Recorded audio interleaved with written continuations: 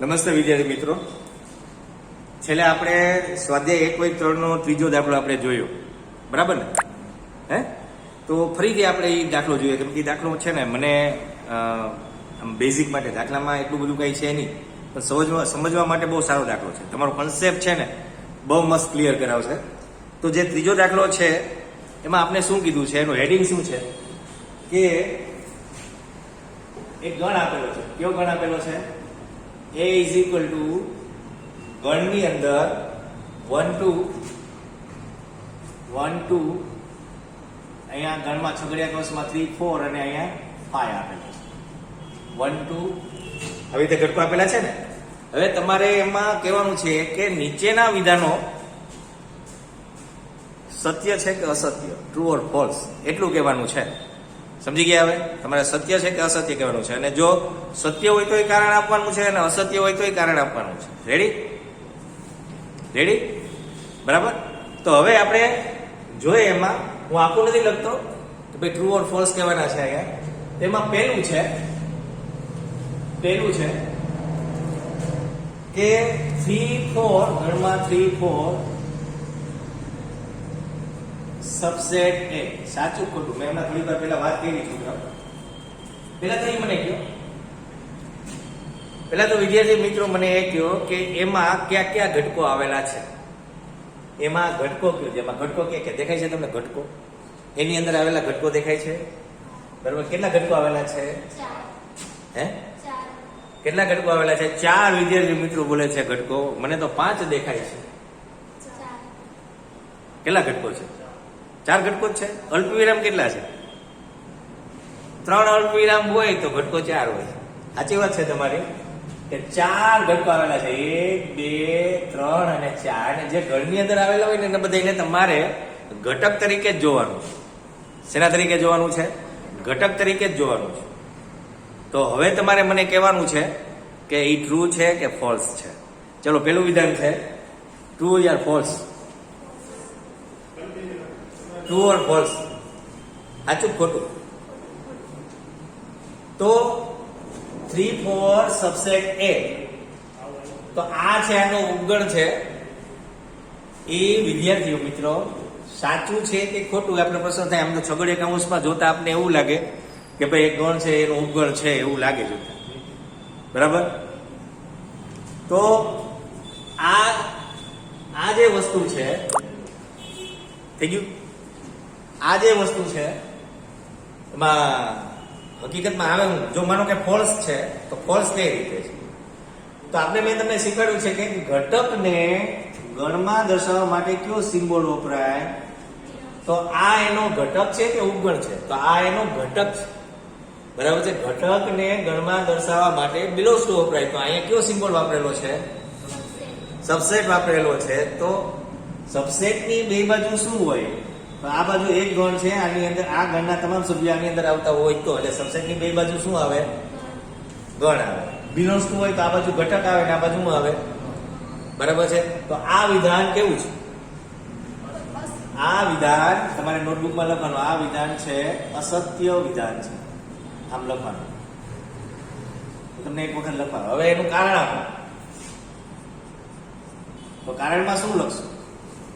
દરેકના કારણ લખો, મજા આવે આપણે. એવું કોઈ નહીં કે નવનીતમાં લખેલું કેવું હોય, બરાબર છે, ઓમાં લખેલું કેવું છે. તો આપણે એક યોગ્ય કારણ આપો. તો શું કારણ આપશું આપણે? કેમ કે ગણમાં 3 4 ગુજરાતીમાં લખવાનું. એનો શું છે?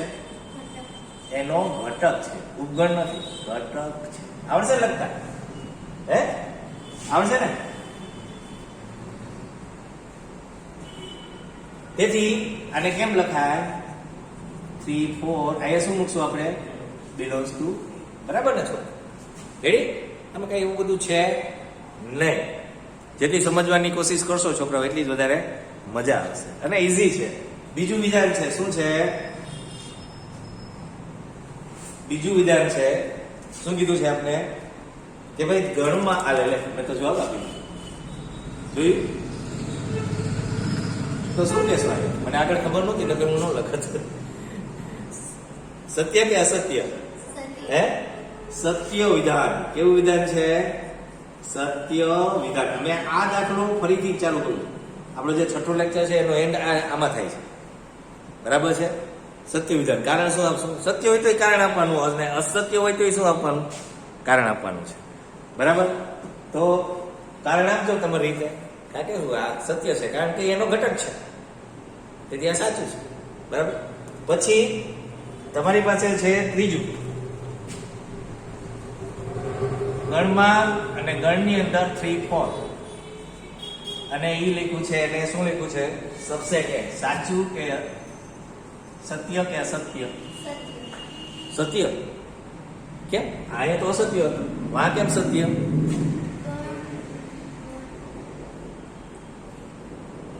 આમાં મારો સમય બગડે છે, કેમ કે આ ચાલુ છે રેકોર્ડિંગ. અચ્છા, હું કહી દઉં છું, બરાબર. સાચા છો તમે, સત્ય વિધાન છે. કેવું વિધાન છે? કેમ? મને એ કહો, સત્ય વિધાન આમાં કેટલા ઘટકો આવેલા છે? 4 ઘટકો આવેલા છે. કેટલા ટોટલ ઉપગણ હશે? કેટલા ઉપગણ હશે? 2 ની 4 ઘાત 16 ઉપગણ હશે. એ 16 લખતા આવડશે તો ખાલી ગણ દરેક ગણનો ઉપગણ હોય, ગણ પોતે હોય. પછી એક ઘટકો વાળા બનાવો તો ગણમાં 1, પછી ગણમાં 2, પછી આ ઘટકને લખો છે તો ગણમાં અને પાછો ગણમાં લખવો પડશે ને? હે, આ વિધાન લખવું પડશે ને? આ એનો ઉપગણ થયો, આ એનો ઉપગણ છે, તેથી બરાબર છે, એનો ઉપગણ છે, તેથી સબસેટ વપરાય. સાચો સિમ્બોલ છે. આપણે આ જે દાખલો છે ને તમને સિમ્બોલ વાપરતા શીખવાડે છે, બરાબર છે. તો આપણે અહીંયા કારણમાં શું કહેશું? અહીં ગણની અંદર ઘટક છે 3, 4 છગડીયા ગુણ છે, એનો શું છે? ઉપગણ છે. તેથી આ જે લખ્યું છે એ બરાબર છે. રેડી? ચોથું જોવું જોઈએ. ચોથું શું છે? ચોથામાં છે કે 1 belongs to A. સાચું છે?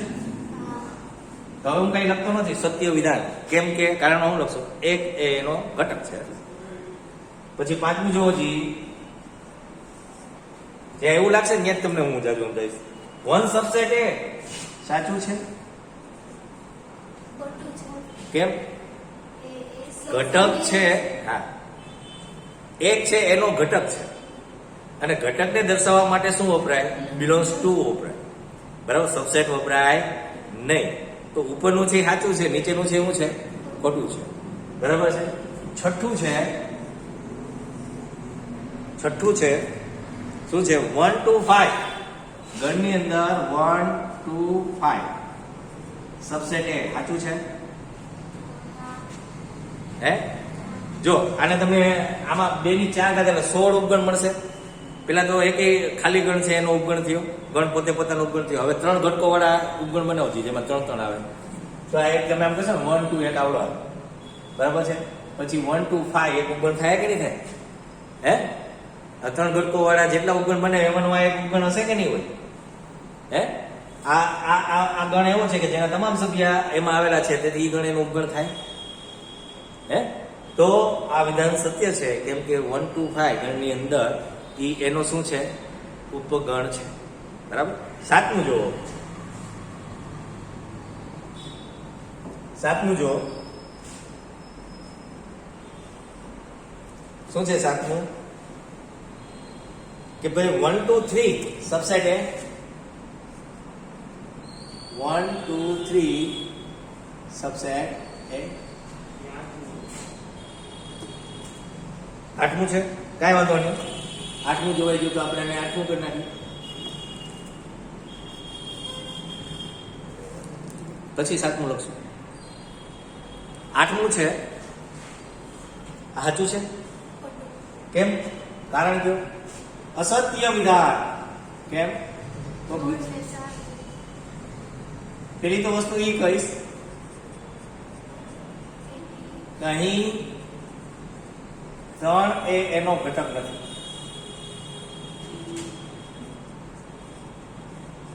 જોજી, 3 એ એનો ઘટક છે. 3 નામનો ઘટક જ નથી. તમને દેખાય છે? હા, અંદર 3 લખેલું દેખાય છે, પણ 3 ઘટક નથી. એ ઘટકની અંદર એક વસ્તુ તરીકે આવેલો છે 3, પણ 3 છૂટો નથી. છૂટો દેખાય છે તમને? 3 એકલો છૂટો તરીકે છે, ઘટક તરીકે છે નથી. હા, એ એક છે, ઓલા છગડિયા કૌંસમાં 3 4 લખેલા છે, તો એ બે એક જ યુનિટ કહેવાય, એ એક જ ઘટક કહેવાય. 3 ને 4 છે ને છગડિયા કૌંસમાં, એ એનો એક ઘટક છે અને એ બે ભેગા છે. 3 કે એકલો નથી. એટલે 3 નામનો ઘટક, 3 આંકડો દેખાય છે અંદર, પણ 3 નામનો ઘટક નથી અંદર. તો આપણે કારણમાં શું કહેશું? અહીં 3 એનો ઘટક નથી, બરાબર છે. તેથી આ જે તમે ઉપગણ બનાવેલો છે એનો ઉપગણ થાય નહીં. રેડી? પછી જુઓ 7મું શું હતું કે ભાઈ 1 2 5 આવું લખેલું છે ને, બિલોંગ્સ ટુ એ. આ સાચું છે? આ તો જોઈને જ ખબર પડી જવું, કેમ કે આ બાજુ આના તમામ સભ્યો આની અંદર છે, પણ એનો ઉપગણ થયો, ઘટક થોડોક થયો. હે, આ બિલોંગ્સ ટુ હોય તો આ એનો ઘટક હોવો જોઈએ, ઘટક નથી. એનો શું છે? તો આ કેવું વિધાન કહેશું આપણે? અસત્ય વિધાન. અસત્ય વિધાન, બરાબર છે. કારણમાં શું લખશો? કારણમાં શું લખશો? કારણ કે 1 to 5 એનો ઉપગણ છે, ઘટક નથી, બરાબર છે. તેથી સાચું લખવાનું છે. શું લખશો? તેથી ગણમાં 1 to 5 સબસેટ એ. સમજાણું? હવે સબસેટ એ બિલોંગ્સ ટુ એ નહીં, સબસેટ એ હોત તો આપણે તો આગળ જોયું ને કે એવું હતું ને, બરાબર. 9મું જુઓ તમે હવે. 5 બિલોંગ્સ ટુ એ. સાચું ખોટું? કેમ ખોટું? ઘટક નો હોય, ખાલી ગણ કોઈનો ઘટક હોય નહીં, બરાબર છે. ખાલી ગણ એવો કોઈ ઘટક હોતો જ નથી, પણ ખાલી ગણ નામનો ઘટક એવો એનો કોઈ ઘટક હોતો નથી. ખાલી ગણ છે દરેક ગણનો શું હોય? ઉપગણ. ને ઉપગણને દર્શાવવા માટે શું લખાય? સબસેટ. તો આ નિશાની છે કેવી છે? ખોટી છે. તો કઈ રીતે લખશો? અસત્ય વિધાન. કારણમાં શું લખશો?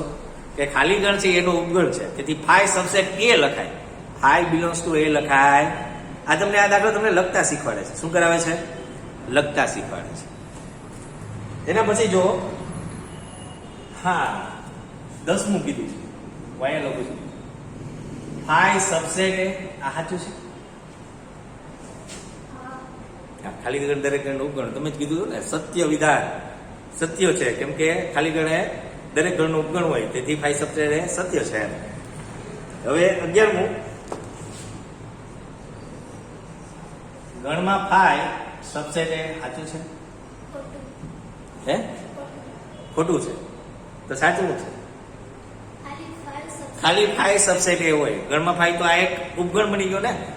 હે, આ એનો થઈ ગયો. આ ગણ છે ખાલી ગણ છે કે એમાં કોઈ ઘટક છે? આ ગણમાં કેટલા ઘટક આવેલા છે? એક ઘટક આવેલો છે. 5 નામનો ઘટક છે. ધ્યાન રાખજો. ખાલી ગણને તમારે દર્શાવવું હોય તો કેમ લખાય? 5 અને છગડિયા કૌંસમાં કઈ નહીં લખવાનું. આ બે સિમ્બોલ છે. આની અંદર જો હું કઈ મૂકી દઉં ને, ગમી વસ્તુ મૂકી દઉં ને, તો એમાં એ ઘટક તરીકે થઈ, બરાબર છે. અને આવો કોઈ ઘટક એનો નથી કે જેનો ઉપગણ બનાવો તો એનો ઉપગણ થાય. 5 નામનો એવો કોઈ એમાં ઘટક નથી કે જેનો તમે ગણ બનાવો, બરાબર છે, કે એનું ઉપગણ થાય. હા, ખાલી ગણ છે દરેક ગણનું ઉપગણ હોય, પણ હવે આ ગણ, આ ગણ છે એનું ઉપગણ છે, પણ હું આમ કરી નાખું તો આ એક ઉપગણ થઈ ગયો, બરાબર છે. એમાં એક ઘટક છે, બરાબર. અને એ ઘટક હોય એ કેનો હોવો જોઈએ? કે તમે જ્યાં બતાવો છો એનો હોવો જોઈએ. આવું કોઈ ઘટક છે એમાં છે જ નહીં, છે નથી. મેં 5 મૂકી દીધો તો થાય. આગળ 1 2 3, બરાબર છે. 1 2 પછી છગડિયા કૌંસમાં 3 4 5 ને છેલ્લે લખી નાખ્યું 5, તો 5 એક ઘટક કહેવાય. રેડી? સમજાણું બધા છોકરાઓ? હે?